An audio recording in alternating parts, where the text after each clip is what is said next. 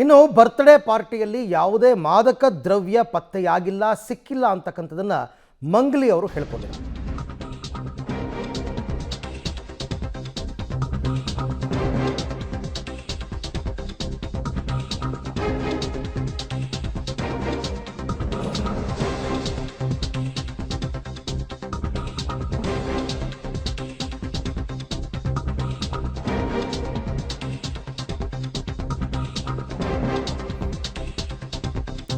Mangli birthday ಪಾರ್ಟಿಯಲ್ಲಿ ಮಾದಕ ವಸ್ತು ಪತ್ತೆಯಾದಂತಹ case. Birthday ಪಾರ್ಟಿಯಲ್ಲಿ ಯಾವುದೇ ಮಾದಕ ದ್ರವ್ಯ ಸಿಕ್ಕಿಲ್ಲ. ವಿಡಿಯೋ ಹೇಳಿಕೆಯನ್ನು ಬಿಡುಗಡೆ ಮಾಡಿದ್ದಾರೆ ಸಿಂಗರ್ ಮಂಗ್ಲಿ. ಕುಟುಂಬ ಮತ್ತು ಸ್ನೇಹಿತರಿಗೆ ಪಾರ್ಟಿಯನ್ನು ಆಯೋಜಿಸಲಾಗಿತ್ತು. ಮದ್ಯದ ಹೊರತುಪಡಿಸಿ ಮಾದಕ ದ್ರವ್ಯವನ್ನು ಬಳಸಲಾಗಿಲ್ಲ. ಪೊಲೀಸರ ಪರಿಶೀಲನೆ ವೇಳೆ ಮಾದಕ ವಸ್ತು ಸಿಕ್ಕಿಲ್ಲ. ಆಧಾರರಹಿತ ಆರೋಪವನ್ನು ಮಾಡಬೇಡಿ ಅಂತ ಮಂಗ್ಲಿ ಅವರು ಮನವಿ ಮಾಡಿಕೊಂಡಿದ್ದಾರೆ.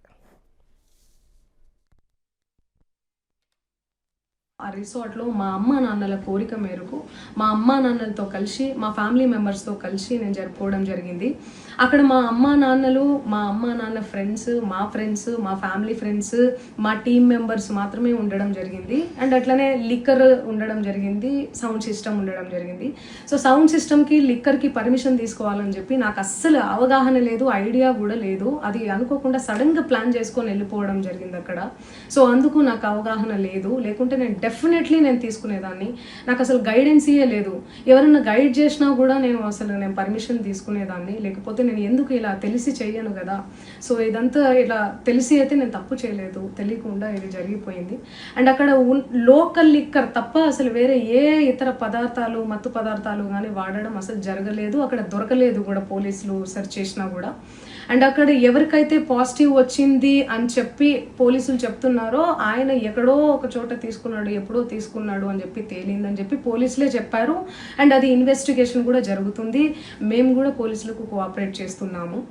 అండ్ నేను ఎందుకు ఇలా చేస్తాను, అసలు నాకు తెలిసి ఎందుకు చేస్తాను, మా అమ్మ నాన్నలతో దట్టు మా అమ్మ నాన్నలు పెట్టుకొని ఇలాంటివి నేను ఎంకరేజ్ చేస్తానా, ఇలాంటివి చెప్పండి.